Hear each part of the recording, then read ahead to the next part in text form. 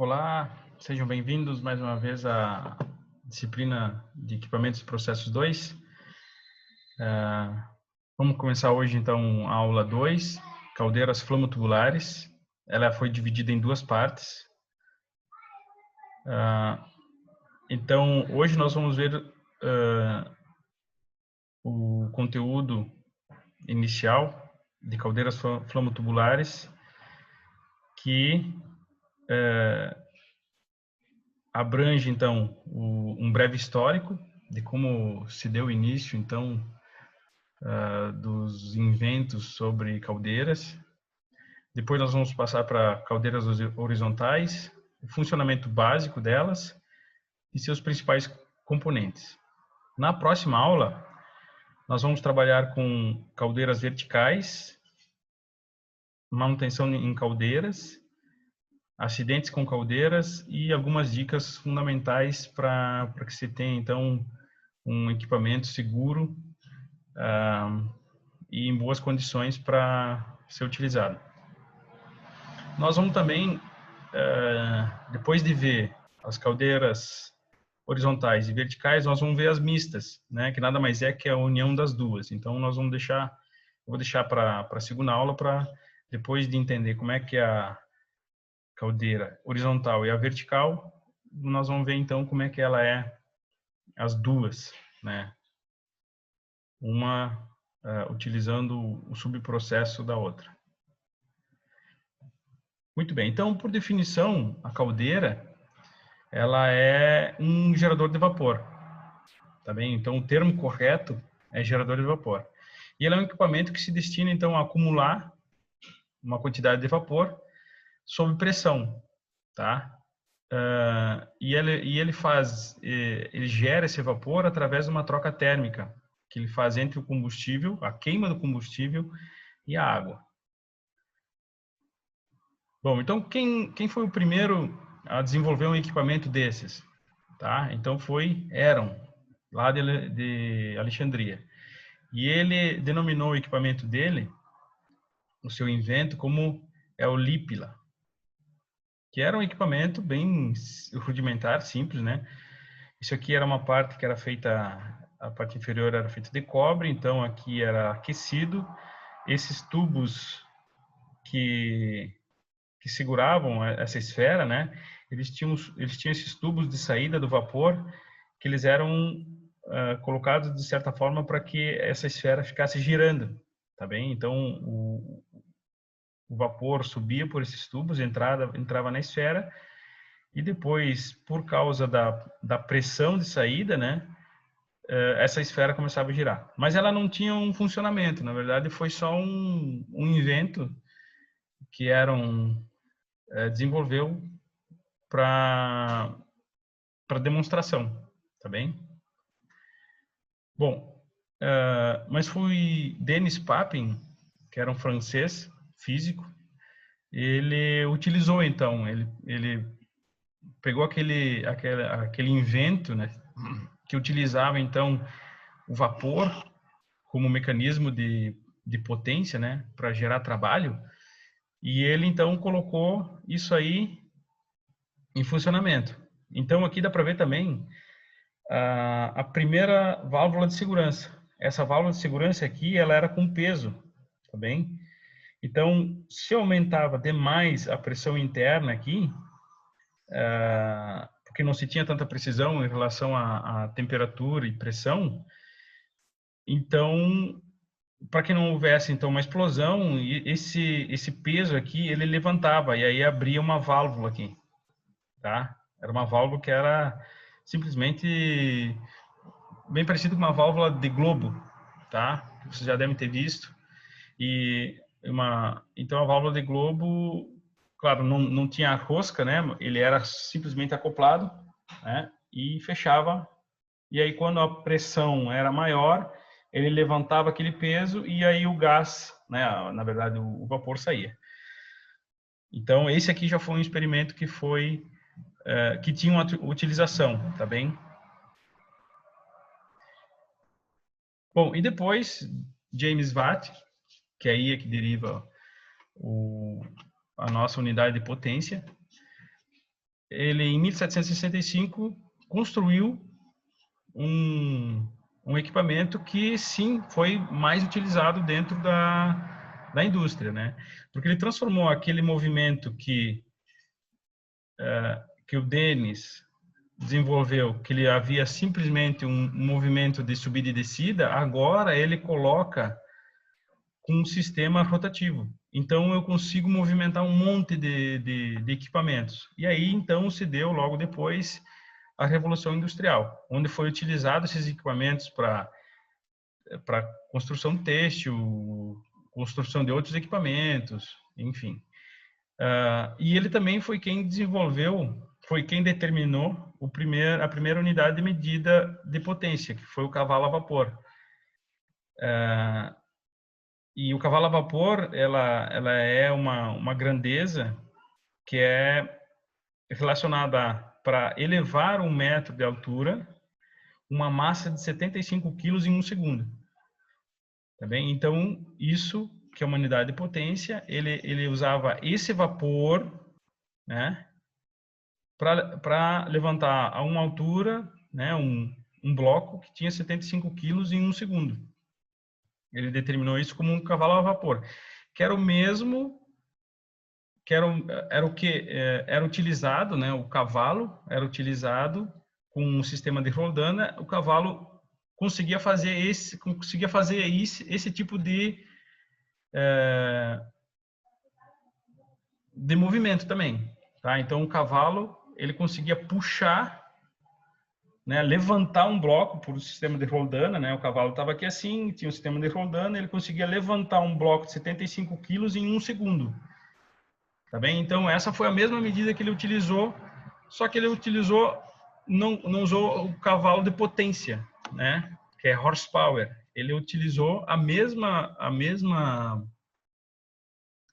relação, né, para vapor. Então foi a primeira potência utilizada com outro sistema que não mecânico, que era o cavalo, o horsepower, né, que é o HP. Então ele transformou aqui para o cavalo a vapor, que conseguia desenvolver também essa potência aqui.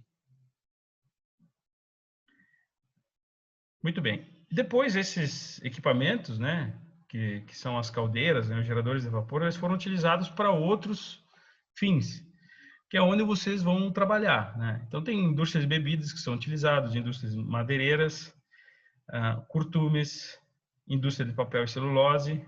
Se vocês tiverem a oportunidade de visitar a Aracruz Celulose, ali em Guaíba, eu já fiz essa visita, muito boa visita, e lá vocês vão ver que tem uma parte que eles chamam da área quente, né? Que tem as caldeiras, e as caldeiras são utilizadas para fazer a evaporação da água naquele filme de papel, tá? Indústria de laticínios, principalmente para fazer a pasteurização, que é a limpeza, a esterilização dos equipamentos e também do alimento. Frigoríficos, indústrias de doces em geral, vulcanização, indústrias químicas, petróleo, têxtil, metalúrgica e por aí vai. Bom, os tipos de caldeira que nós vamos trabalhar hoje são as caldeiras horizontais, tá? Depois nós vamos ver as caldeiras verticais, elas têm uma peculiaridade, né? Elas têm também um nicho de mercado, tá certo? Que tem umas vantagens e desvantagens em relação às horizontais, tá? Então nós vamos ver lá nas caldeiras verticais qual é a diferença que tem em relação a isso aqui. Então, primeiro nós vamos aprender as caldeiras horizontais, vamos ver as vantagens e desvantagens, para depois entender por que se utiliza uma ou outra, tá? Então, as caldeiras horizontais, elas abrangem vários modelos, que elas foram evoluindo conforme foram tendo, então, melhorias em materiais, né, e processos de fabricação. A primeira delas é a cornoalha, tá? Depois isso aqui foi como se fosse a evolução, né? Essa aqui foi a evolução das caldeiras. Então, primeiro veio a cornoalha, depois a Lancaster, que também pode ser chamada Lancashire, as multitubulares, locomotiva e escocesa, tá? A cornoalha, ou cornovaglia, ela Ela tem um tubulão central apenas, era mais fácil de ser construído na época. Eram de grandes dimensões, mas apenas tinham 100 metros quadrados de área para fazer essa troca térmica.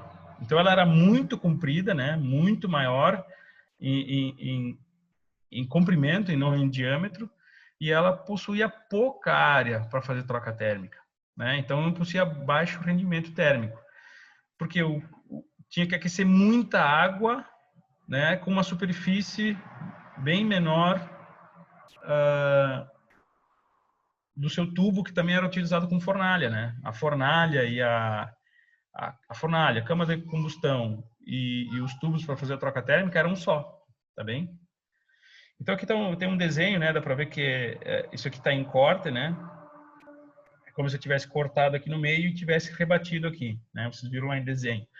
Então eu tenho esse equipamento, tenho esse tubo que aqui ele está bem menor, né? Em relação a essa aqui, mas era mais ou menos assim que era o desenvolvimento de uma caldeira Cornualha, mas são equipamentos que não são mais utilizados hoje em dia porque o tipo de instalação dele e o rendimento é muito baixo. Bom, a Lancaster ou Lancashire, ela começa a ter então aumento da sua área, da sua superfície de aquecimento e a diminuição do seu tamanho. Então eu consigo colocar tubos mais curtos e mais tubos, tá? Então eles começam a entender que se eu colocar mais tubos aqui internamente, né, notem que o diâmetro dessa aqui é menor, eu vou ter uma troca térmica mais eficiente, tá? Com maior rendimento. Então eu começo a ter o seguinte, ó, a Cornualha é uma só e a Lancaster começa a ter 2, 3 e até 4.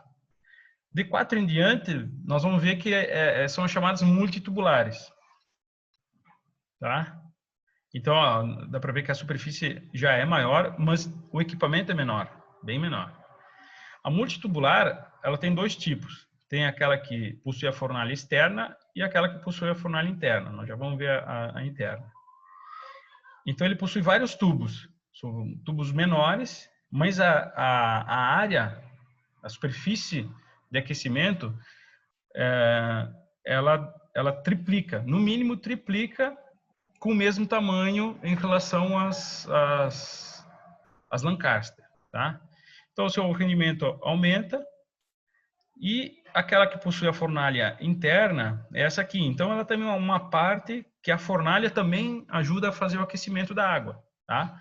Então, a fornalha aquece, os gases passam também por dentro dos multitubos, né? Que são esses aqui. Então, essa aqui é a vista frontal dessa fornalha. Então, aqui dá para ver que aqui é a fornalha e lá na parede, né, nessa parede aqui é onde existem os tubos.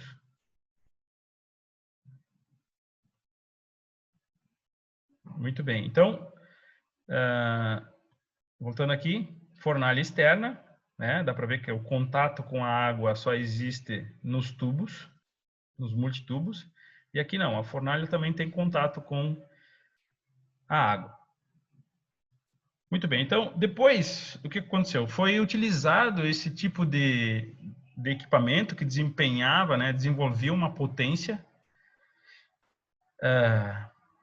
E potência eu posso utilizar como velocidade, tá? Eu posso gerar algum tipo de movimento que essa potência consegue ser transformada em energia cinética, não só em energia potencial.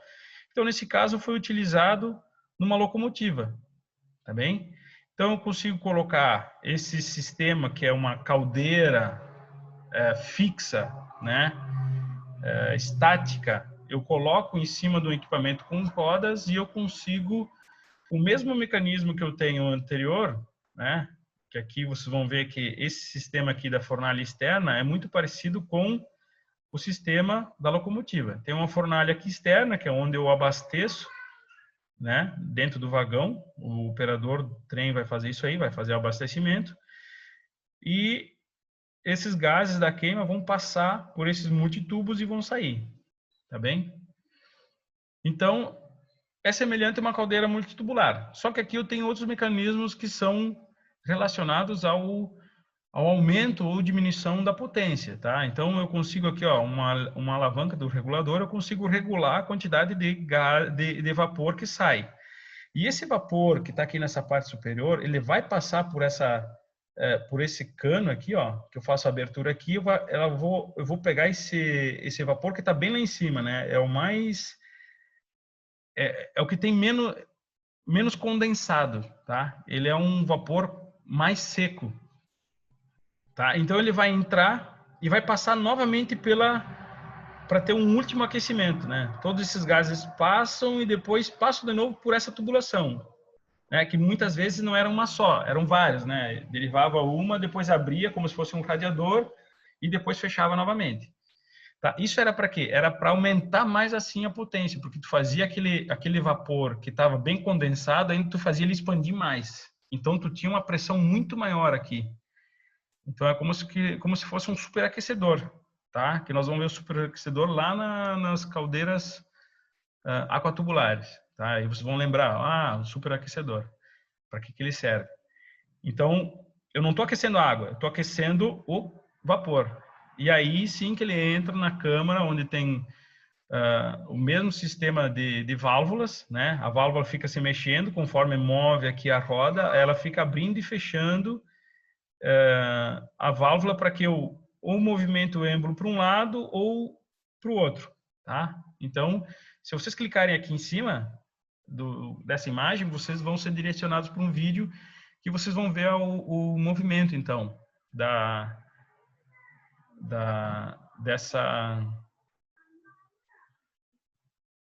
locomotiva. Eu acho até que eu vou direcionar aqui para vocês darem uma olhada.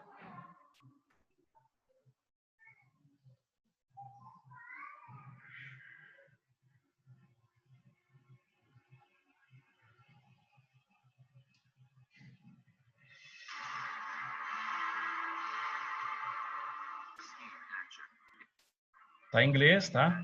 Mas esse aqui é um mecanismo, ó, que dá para ver de uma forma bem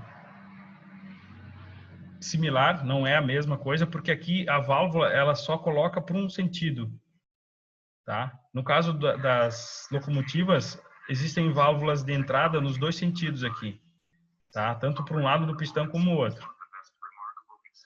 O vídeo ele tá em inglês aqui. Ai, meu Deus, pulou para outro.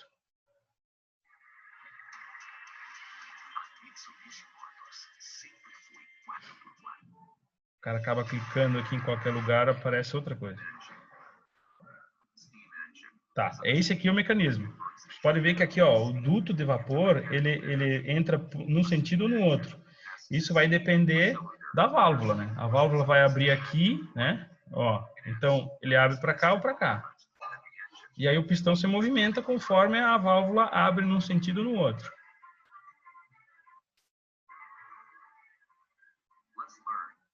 Queria ver uma parte mais... Aqui fala dos componentes, né? Que vocês já vão interagindo com os componentes, porque depois eu vou mostrar na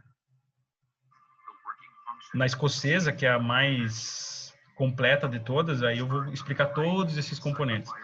Então tá aqui, ó, fornalha, tá? Tem esse sistema aqui que é uma cerâmica que ele evita de ter um contato direto com o fogo, com os tubos, porque pode ocorrer um tipo de oxidação e aí desgasta, né? Então a água que está todo em torno desses tubos aqui, eles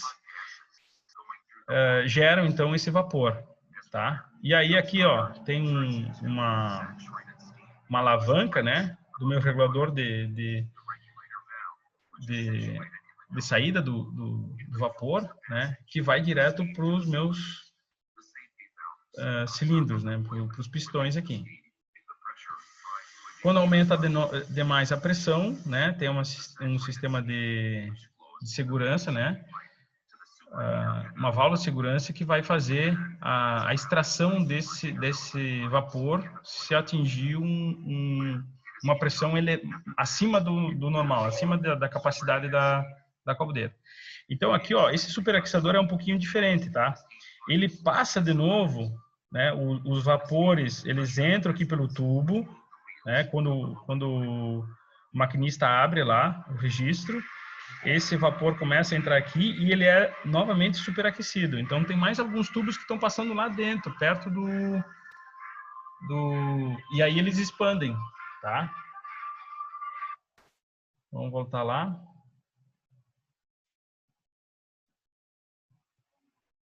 Então eles vão expandindo, ele expande, aumenta a pressão, né, nesse sistema. Esse aumento de pressão ele não consegue retornar, né, porque tem aquelas válvulas bypass que só tem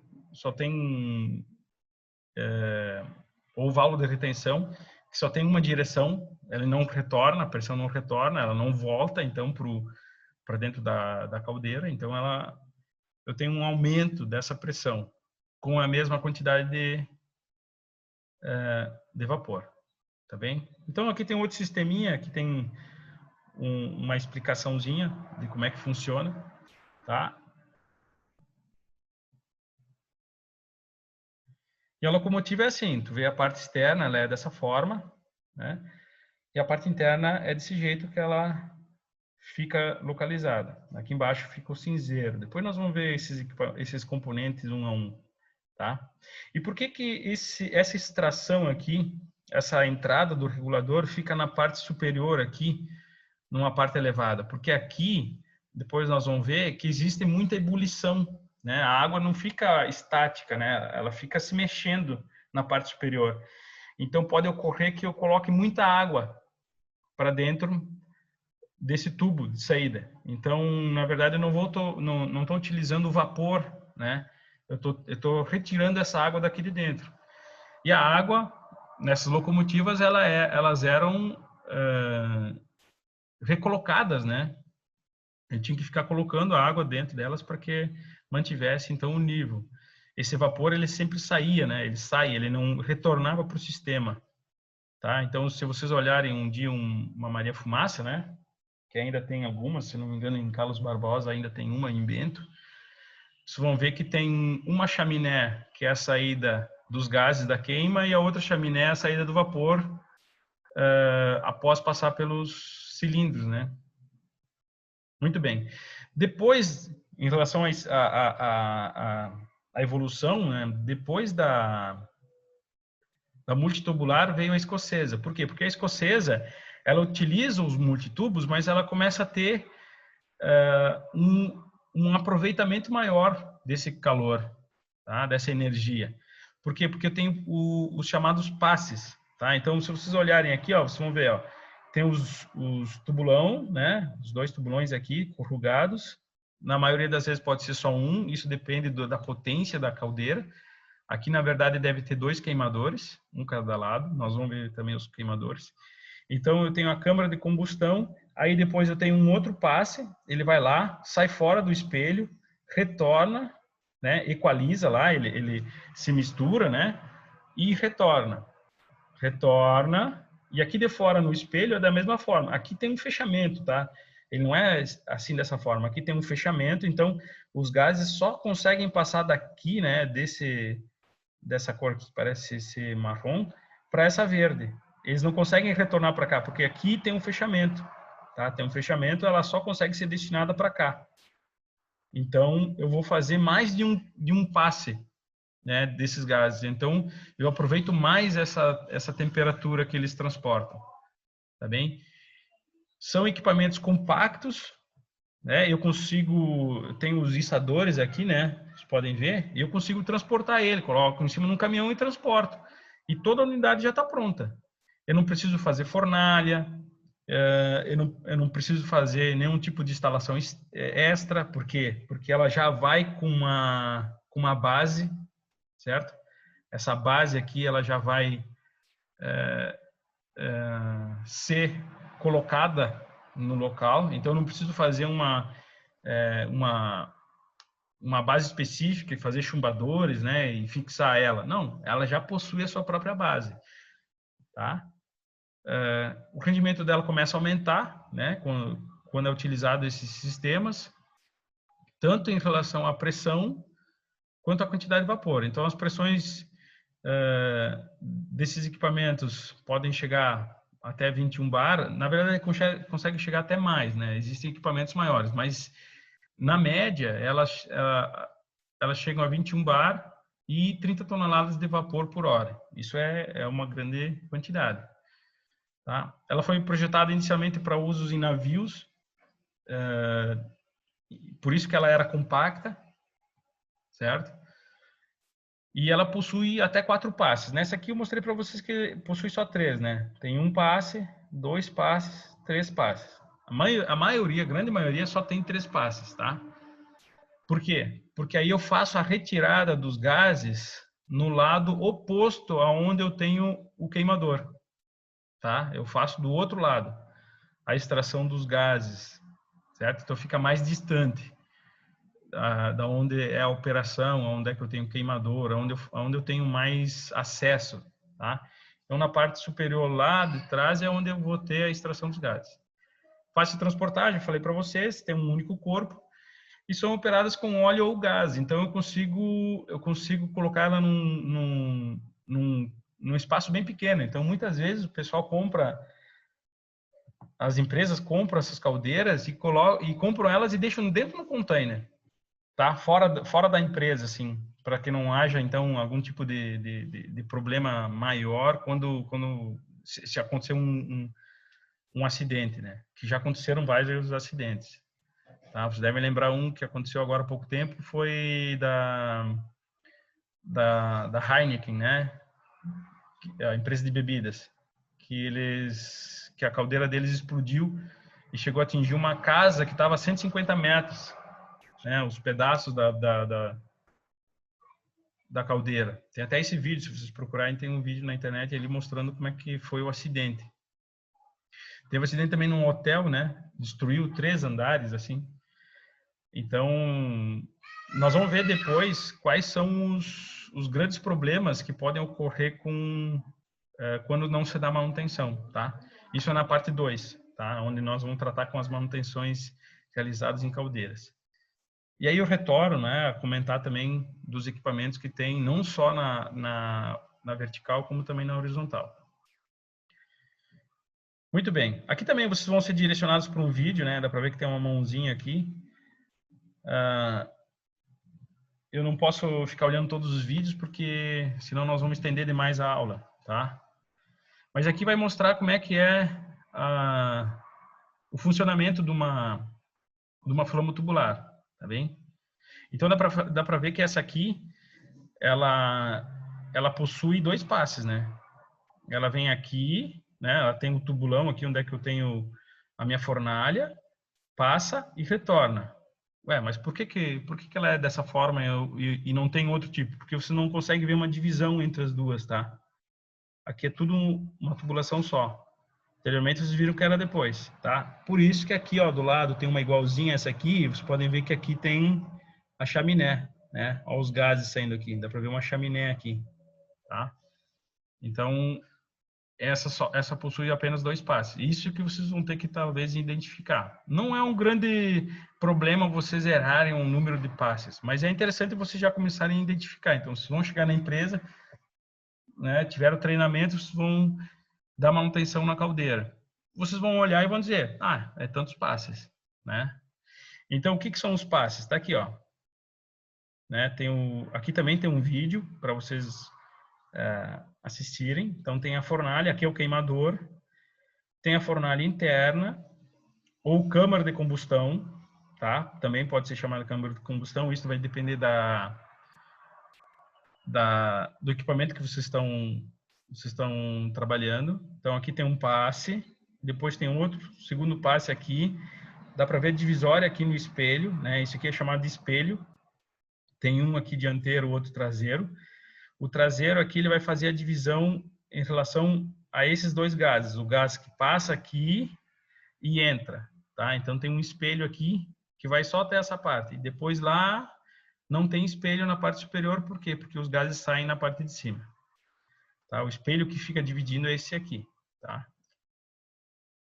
Então aqui também dá para ver aqui uma legenda, o primeiro passe, segundo passe, terceiro passe, tá? Aqui, ó, segundo passe, terceiro passe, primeiro passe.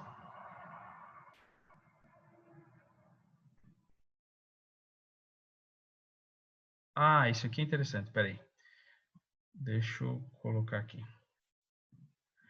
Tá. Esse vídeo aqui é bem interessante porque ele vai demonstrar para vocês um problema, né? Teve uma indústria, esse vídeo é em português, então vocês podem assistir ele depois. Mas ele vai falar para vocês o seguinte, a questão do nível, deixa eu colocar aqui. A questão do nível da caldeira. Tá vendo aquele orifício lá? Isso aqui é dentro da caldeira, tá? Aqui é o nível da água e aqui é a ebulição que está fazendo. Tá? Deixa eu até botar um videozinho aqui para você entender. Então, o nível de água é uma coisa muito importante dentro da caldeira. Agora, claro, existem mecanismos que são automáticos, né? Eles analisam, então, são sensores, né, que verificam qual é a altura desse nível. Se vocês utilizarem um nível muito elevado, ele vai trancar esse orifício aqui. Esse orifício é de segurança, tá? Esse orifício é tipo assim, ó, aumentou a pressão, e ele vai acionar a válvula de segurança que está mais acima, tá? E aí ele aciona e sai o vapor. Só que quando ele está em contato com água, ele não trabalha da mesma forma, tá? Porque a válvula foi projetada para sair os gases, tá? Então tem que tomar cuidado quanto ao nível de água que é colocado dentro da caldeira, tá? Bom, vocês vão ver o videozinho bem interessante. Muito bem. Aqui, então, são os principais componentes. Né? Aqui tem o espelho dianteiro, eu falei para vocês que é onde faz a divisão dos passes, né? Então, aqui vocês podem ver que não tem contato com o primeiro passe, tá? Ele está, digamos assim, bloqueado. Então, aqui vocês só conseguem ver o segundo passe para o terceiro, tá? Da mesma forma, na parte de trás. Então, tem os espelhos reversores, são chamados espelhos reversores, mas tem o espelho dianteiro e o traseiro. Queimador, que pode ser de gás ou óleo. Aqui, ó, câmara de reversão dos gases, né? Onde tem um espelho de reversão. A câmara é um espaço onde os gases se equalizam, né? Se um tubo, né, digamos, ele está mais limpinho, né? Ele não teve problema nenhum, ele vai fazer uma transferência de calor maior com a água. E aí, quando ele chegar ali, ele vai estar mais frio. Então, ele se equaliza, se mistura e retorna, né, para o outro passe. Então, ele sai desse passe e vem para cá. Tá? Quadro de comando, nós vamos ver também. Manômetro de pressão principal. Pode ter mais de um tipo de manômetro, né? Mas tem que, no mínimo, segundo a NR13, tem que ter um, que ele é diretamente colocado na parte superior, para se ter, então, a informação da pressão que está dentro dessa área de vapor, tá? Controle do nível, tá? Para ver a altura que tá. Então é um tubo que fica conectando na parte de baixo e na parte de cima. E aí tem um nível, né? Como se fosse nível de bolha, né? Que é utilizado pelos pedreiros. Então, conforme está o nível de água lá dentro, ele aqui de fora também vai apresentar o mesmo nível. Se ele levar, ele leva aqui de fora também. Só que o problema é que o nível, como eu falei para vocês, ele fica oscilando. Então, aqui por fora ele também fica fazendo isso aqui, tá? Porque tem um delay, né? Tem um atraso por causa que essa pressão é por um duto, né? Então, se aqui baixou, aqui ele vai demorar um pouquinho para baixar também. E assim por diante. Então, esse nível ele fica um pouquinho oscilando. Eu tenho que ver mais ou menos um nível que seja ótimo, né? Claro que agora, eu falei para vocês, é mais automatizado. Os pressostatos, esses pressostatos, eles analisam qual é a pressão que tem dentro da câmara e se a pressão está muito elevada, né? Porque geralmente essas caldeiras são utilizadas por uma pressão estática, né? Eu quero sempre essa quantidade de pressão. Eu não quero que aumente ou diminui conforme nós vimos na locomotiva. Na locomotiva eu tenho que fazer esse ajuste. Eu sei que eu tenho que passar por uma inclinação, né? O que o maquinista faz? Começa a botar mais carvão naquele momento para depois utilizar o regulador de pressão lá, o meu regulador de saída, né? Para que eu consiga injetar mais, porque um pouco as rodas vão ficar patinando, né? Do trem. E antigamente era utilizado areia, né? Então, quando diminuísse o atrito nos trilhos, tinha um mecanismo que soltava areia para que as rodas não ficassem patinando, que elas tivessem mais atrito, né? Porque quando tu esfrega, né, uma chapa de aço com uma outra chapa de aço, elas começam a ficar polidas, começam a ficar muito lisas. Então, antigamente era colocado areia. Então, quando eles tinham uma elevação para subir os trens, uma inclinação mínima ali, eles tinham que fazer essa injeção de areia para que entrasse entre a roda e o trilho, para ter mais atrito para subir, né? Mas aqui não, aqui as pressões são estáticas, né? Eu quero sempre aquela quantidade de vapor, então eu tenho que manter o nível, eu tenho que manter a pressão. Então, os queimadores, né? Esses, quando não são utilizados combustíveis sólidos, né? Eu consigo, os combustíveis sólidos eles têm um problema porque ele não é homogêneo, né? Então pode ser que no momento eu tenha um poder calorífico maior ou no outro menor, enfim, eu tenho menos controle. Já os combustíveis líquidos eu tenho um controle e gasosos, eu tenho um controle maior, eu consigo saber a quantidade que eu estou colocando lá dentro, em vazão, né? Aliás, em volume. Estou colocando tanto em volume de gás. Mas digamos que tenha aquecido, tenha aumentado um pouquinho. Aí a minha pressão aumenta, o pressostato envia o sinal para o quadro de comando e o quadro de comando envia um sinal para o queimador que é para diminuir a injeção dos gases, né? Então, um sistema bem conectado, né? Ele faz essa automação, essa automatização e o operador só tem que ficar olhando a caldeira para ver se não acontece um outro problema que não é visto pelo quadro de comandos, tá? Mas hoje em dia existem muitos sistemas de segurança que aparecem também no quadro de comando, tá bem? Válvula de segurança, muitas vezes são colocadas duas, porque se uma não funcionar, a outra tem que funcionar. Na NR13, que eu vou colocar para vocês, que eu coloquei para vocês ali no Moodle, vocês vão ver que é um texto bem completo. Vocês vão ver que a NR13 ela foi revista lá em 1998 ou 97 e ela agora ela está bem completa e até outros países estão utilizando esse documento para servir como base, porque foi um documento que foi bastante discutido e em relação muito a caldeiras que são utilizadas, né, que tem é uma bomba, né? Então tem que ter bastante segurança. Antigamente só tinha uma válvula de segurança. Só que quando ela entupia, dava problema na mola, né? Aí a outra não existia, estourava tudo, né? Porque é o último ponto, né? Então aqui eu tenho o quê? Eu tenho duas válvulas de segurança. Eu tenho que sempre dar manutenção nelas, né? E aí eu tenho uma outra saída. Uma não funcionou, a outra vai funcionar, tá? Depois tem a saída dos vapores, né? Lá é onde eu coloco a conexão com flangeador, né? Com flange e para colocar a tubulação, né? Aqui boto uma válvula também. Espelho traseiro, a tubulação dos gases de aquecimento, tubulão corrugado da fornalha, um motor elétrico e uma bomba elétrica, tá? Esses são os principais componentes. Existem outros componentes? Sim, existem, né? Mas não são em todas caldeiras que vocês vão encontrar. Então tem os injetores. O que são os injetores? Digamos que a minha bomba hidráulica tenha parado, não funciona mais. O que eu vou fazer?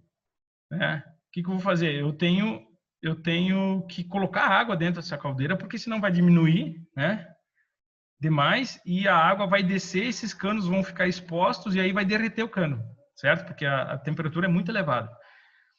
Então, eu não posso deixar baixar o nível, mas também não posso aumentar. Então, se a minha bomba estragar, existe um mecanismo que se chama de injetor, que a própria pressão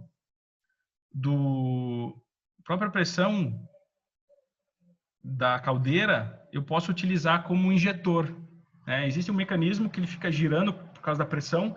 A pressão passa por um mecanismo e aí quando tu aciona, ele aciona uma bombinha, né? de um lado ele é como se fosse uma turbina, bem parecido.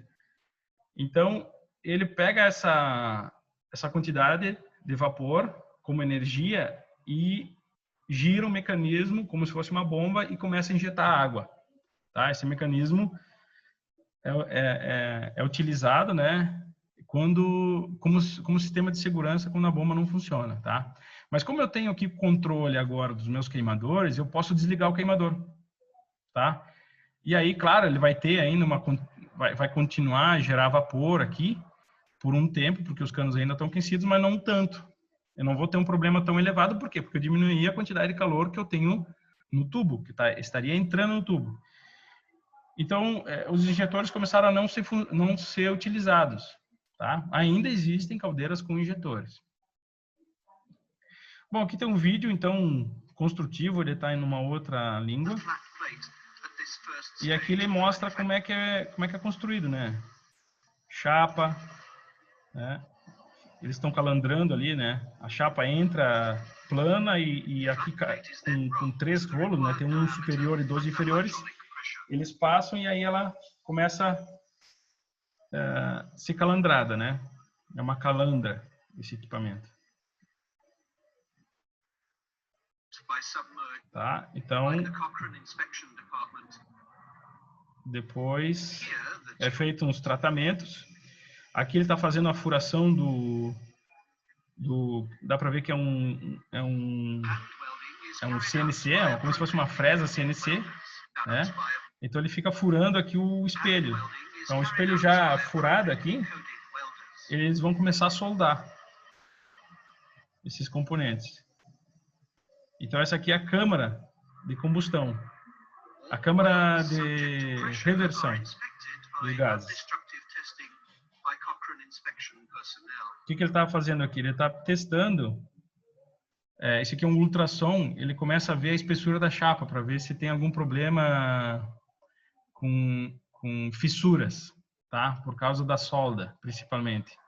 Como tem contração por causa da temperatura, eles têm que fazer essa análise para que depois não tenha problemas, tá? Então, olha aqui os espelhos já colocados, né? Aqui dá para ver a câmara de combustão, né? Ó, o tubulão corrugado aqui. E dá para ver que essa aqui é só 2 passes, né? Ela entra aqui e sai, tá? Olha, ó, o espelho. Não, são 3 passes, olha, aqui é a divisão, ó. Então ela primeiro aquece aqui, retorna por esse lado e vai para o terceiro lado. Claro, aqui em cima, esses orifícios que vocês estão vendo aqui, são os tirantes, né? São cabos que são barras de aço que são colocadas de um lado ao outro para fixar, né? Para apertar esses espelhos, para que eles não abram por causa da pressão, certo? Aqui eles estão expandindo os orifícios para colocar o tubo.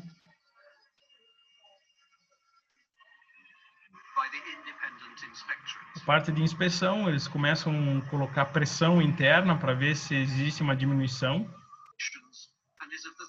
Depois é colocado os queimadores, os outros componentes elétricos. Aqui, ó, a câmara de reversão. Aqui vocês estão vendo o quê? É a parte dianteira, vocês estão vendo aqui. Esse aqui é o segundo passe. O primeiro está lá dentro, é o tubulão. Segundo passe. E aqui forma a equalização e vai para o terceiro passe. Olha, ó, válvula de segurança.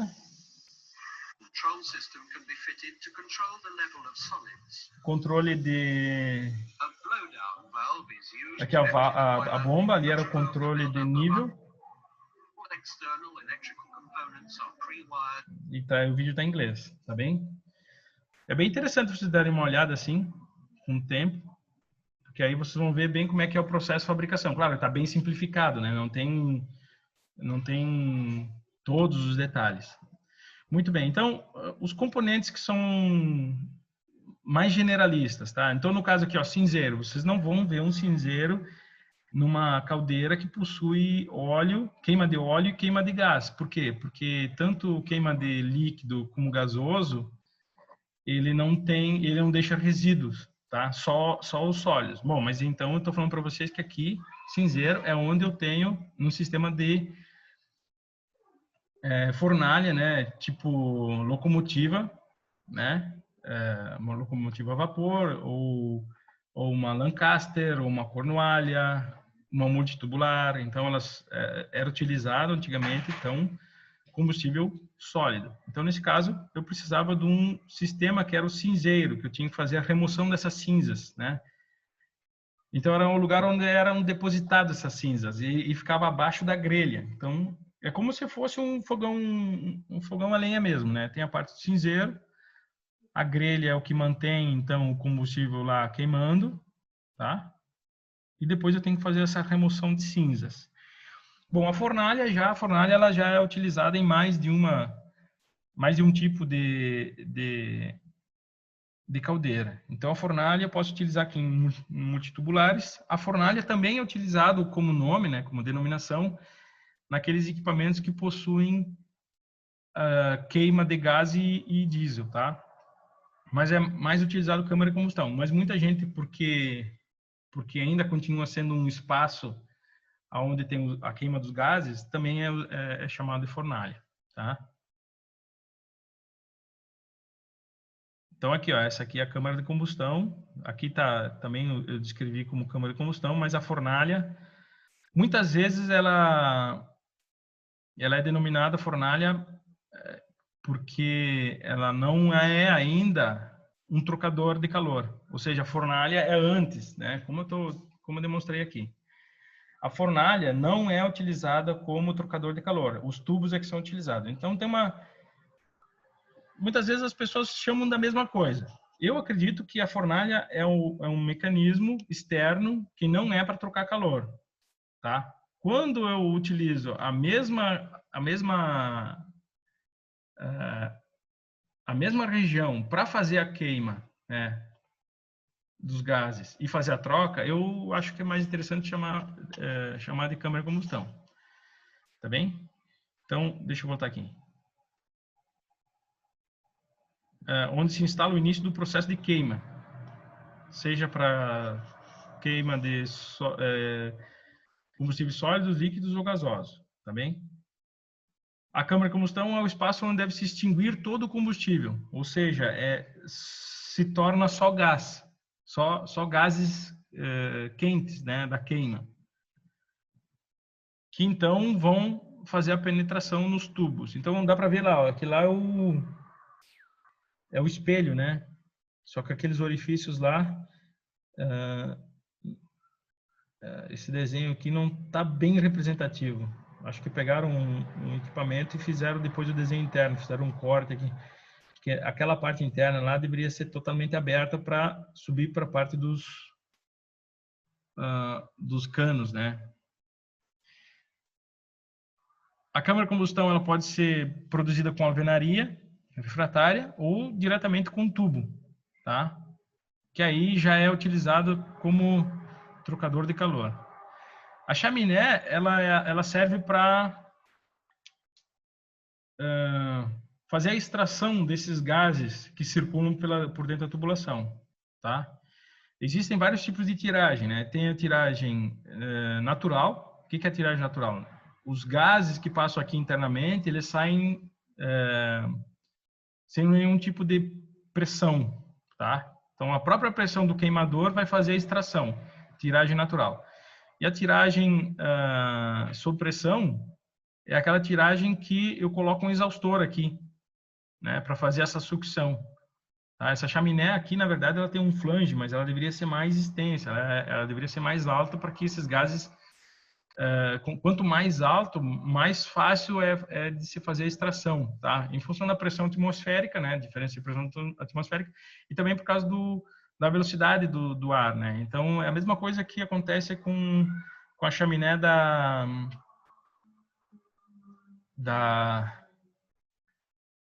churrasqueira de vocês. Quanto mais alta, mais fácil de extrair a fumaça, tá? Quanto mais baixa, a probabilidade de entrar os gases ali da combustão, a fumaça, é maior, tá? Então, a tiragem, né, é esse efeito de remover esses gases. Tá bem? Válvula de segurança, ou PSV, tá? A válvula de segurança aqui, estou demonstrando duas, né? Uma em corta aqui com a denominação dos componentes, tá? Mas o ar, né, sob o vapor sob pressão, ele vai pressionar essa mola aqui. Quando ele pressiona essa mola, porque a pressão é maior do que a pressão que a mola faz, ele então faz uma abertura e esse vapor sai, tá? Então tem um videozinho aqui de uma válvula, que é o vídeo dessa válvula aqui mesmo, né, que demonstra como é que é esse sistema. E ela é regulada em relação à pressão que tem essa mola, eu consigo aumentar ou diminuir, que é uma aferição que eu faço, né, para ver quanto de pressão ela necessita para ser acionada, tá? Então, se vocês clicarem aqui, vão ser direcionados lá para o vídeo. Nível da água, né, pode ser do tipo automático, com regulador pneumático,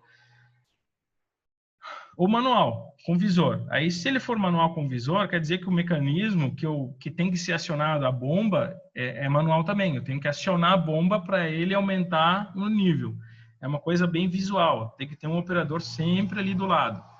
Tá? O cara não pode dormir.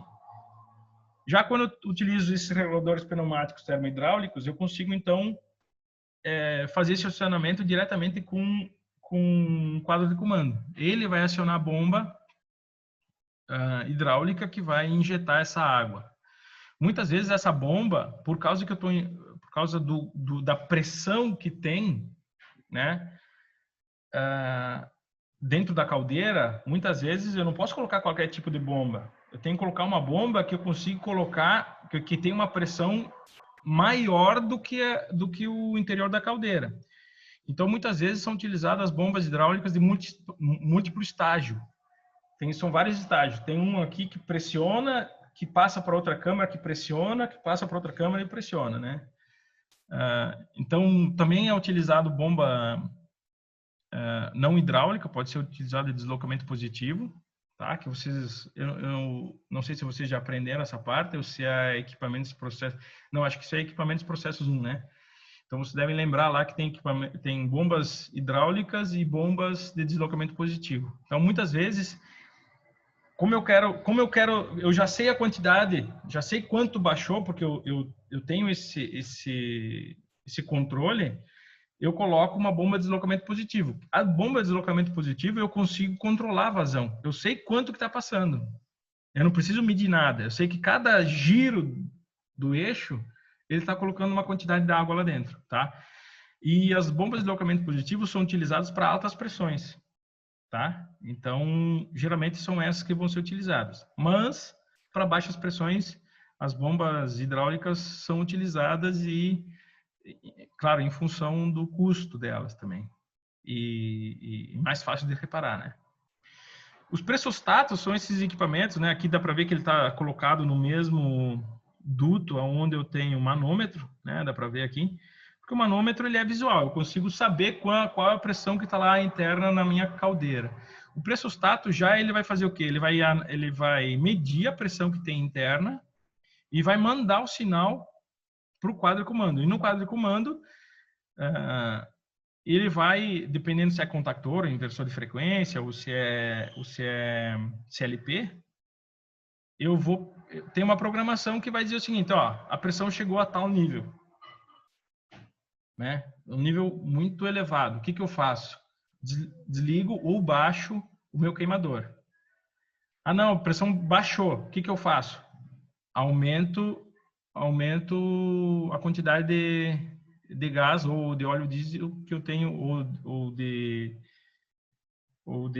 dos gases de baixa viscosidade, dependendo do que é utilizado como combustível, para fazer a queima.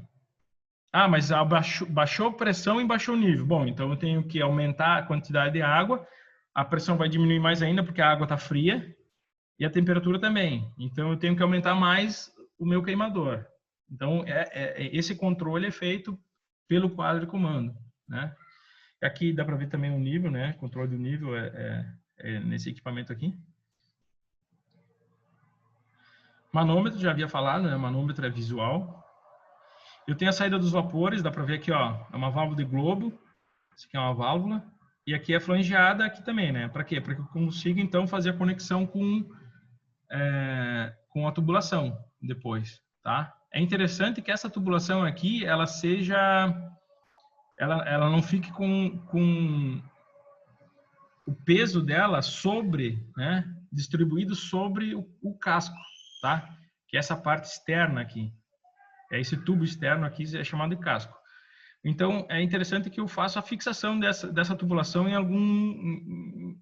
alguma outra estrutura, para que esse peso não fique em cima do casco e ele, conforme aumenta a temperatura, não tenda a deformar para dentro, né? Claro que a pressão é para fora, mas o aquecimento vai fazer com que haja pressões diferentes, né? Em diferentes locais, certo? A pressão está toda externa, mas tem um ponto que é interno. Pode haver algum tipo de fissura ou trinca, enfim, aí essa tubulação não pode ficar com peso aplicado sobre esse casco, tá bem? Espelhos de reversão, né? Eu falei para vocês que tem um espelho dianteiro e traseiro.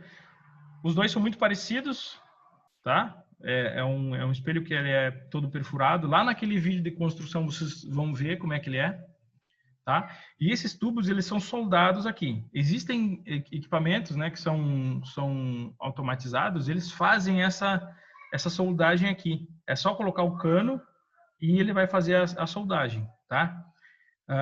Quando não é feito automaticamente, né, por uma máquina, é um soldador que necessita ter um treinamento, né, bem rígido, porque como são vasos de pressão, e aí essas soldas aqui, elas são analisadas com ultrassom, né, que eu mostrei para vocês, o cara lá medindo a espessura e vendo se não existem fissuras.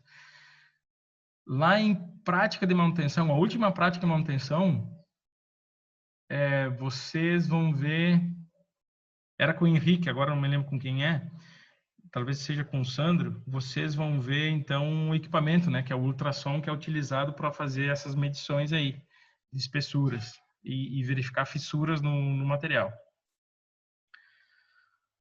Então, a função desses espaços aqui, né, fazer a equalização, né, o espelho de reversão faz isso, e ele também direciona os gases para o próximo nível, né, para o próximo passe. Queimador, que ele pode ser de óleo ou gás, né, geralmente é utilizado GLP, e ele é um componente essencial, porque o queimador ele diminui vários outros componentes. Eu não preciso ter cinzeiro, não preciso ter grelha, eu evito de ter que ficar alguém colocando esse material, né, para dentro da fornalha. Então, isso aqui é bem automatizado. Então, esses equipamentos, eles possuem um controle bem rígido de segurança. E como ele é controlado em função dos sensores que estão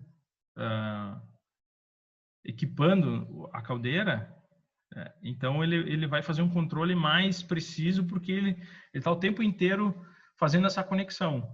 Qual é a pressão que está lá dentro? E outra coisa, depois nós vamos ver em manutenções que pode ser que faça a extinção desse gás. Aliás, extinção de chama, que é chamado. Tem um equipamento, né, de segurança que verifica se existe a extinção de chama, tá? Quando existe a extinção de chama, ele corta o gás, tá? E aí depois ele vai fazendo de novo um acendimento por uma chama piloto. Não conseguiu, religa novamente, né? Injeta um pouco de gás, ele faz isso aí o tempo inteiro. Mas se não houver chama, ele desliga completamente, né?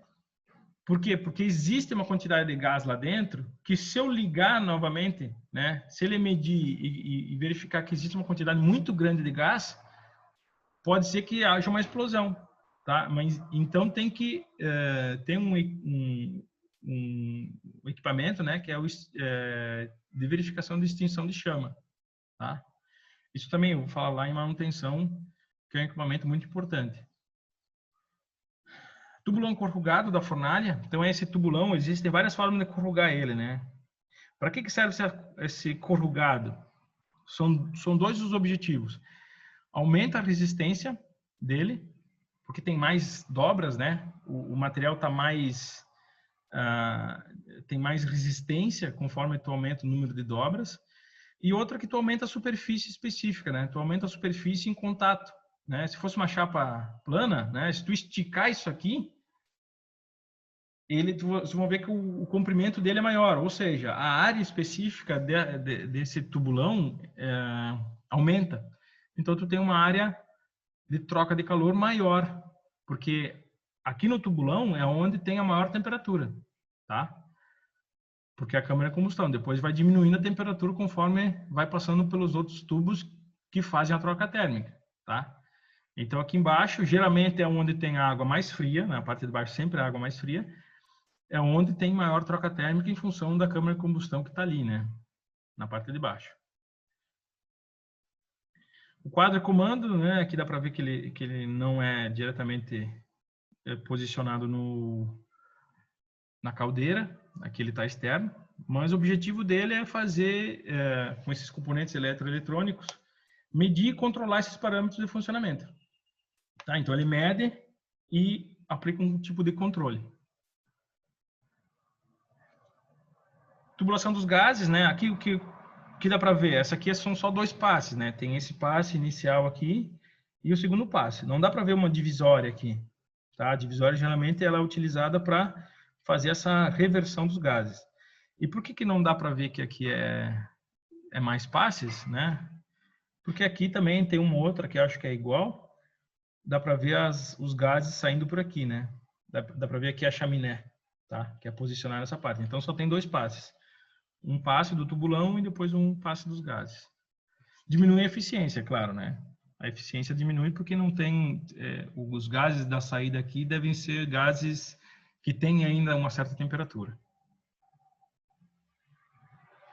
A bomba hidráulica, né? Está representada aqui. Isso aqui é só um desenho, mas a bomba hidráulica está representada aqui. A água, eu vou falar também para vocês que a água ela tem que ser tratada. Nós vamos falar sobre manutenção. E quais são os tipos de tratamento que a água tem que ter. Então, vou falar lá que tem que ser retirados os minerais e os sais que vão incrustar o entorno do tubo, né? Porque é a parte quente, então os sais ficam depositados ali. Como se fosse na chaleira, né? Nas chaleiras antigas ali, dependendo da qualidade da água, ficava incrustado na parte inferior, ali onde tinha contato com a parte mais quente. E ali formavam, né, por causa dos carbonatos de cálcio e sulfatos e tudo mais. Então, ali ficava depositado, né? Da mesma forma nessa tubulação.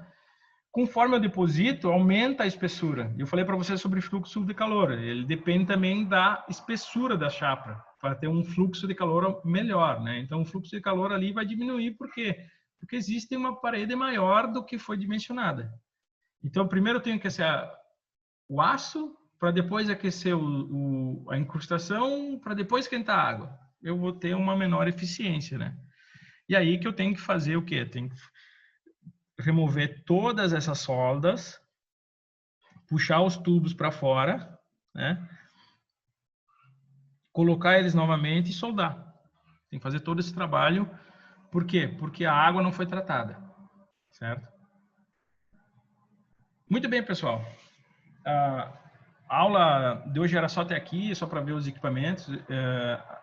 Eu ainda acho que ficou muito extensa, né? Porque é um equipamento bem complexo, tá? Mas na aula que vem, como ficou menos matéria, eu acho que vai dar para dar mais uma acrescentada em alguns pontos que eu achei melhor deixar de fora agora para não aumentar muito o vídeo. Tá bem, pessoal? Então, até a próxima. E se tiverem dúvidas, podem entrar em contato. Tá bem? Forte abraço.